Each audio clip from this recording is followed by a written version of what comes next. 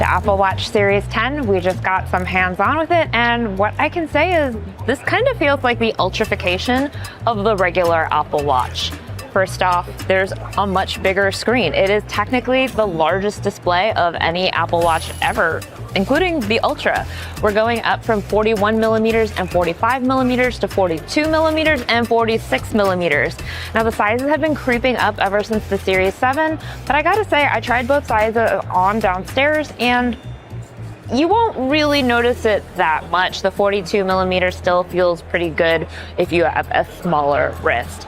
It's also 10% thinner and 10% lighter. That doesn't sound like a lot, but I wear an Ultra 2 daily and I could definitely feel the difference when I had it on my wrist. It's super light. I was just like, oh my God, so much lighter. We've got the Depth app coming over from the Ultra to the Series 10. So the big health update this time around is sleep apnea detection.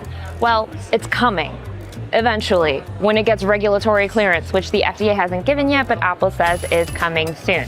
Sleep apnea is when you're asleep, you stop breathing. It can be a really serious thing that's hard to detect for a lot of people. What's interesting about the way Apple's doing it is they're not using an SpO2 sensor. Instead, they're using an accelerometer verified against clinical data from a study that they ran themselves. So we'll find more about that in the coming days, but that should be super interesting, especially since the SpO2 sensors are currently the subject of a patent battle with Massimo. So now you know why that they can release it now. There's a bunch of small hardware tweaks, like there's a metal back where the antennas are. You can use the speakers for anything other than a phone call now, like podcasts and music. But generally speaking, this pretty much still feels like the Apple Watch you know and love. But there's a lot of new finishes and colors this time around too. There's titanium with rose gold. We love the return of rose gold. But, you know, all you Ultra fans have been complaining for a while.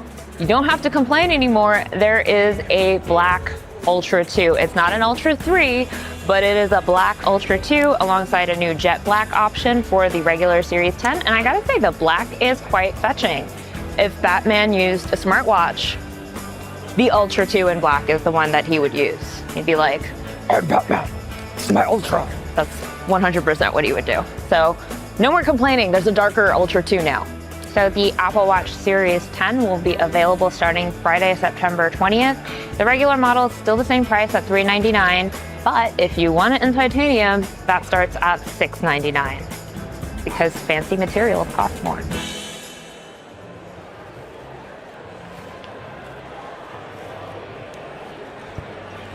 What are we doing?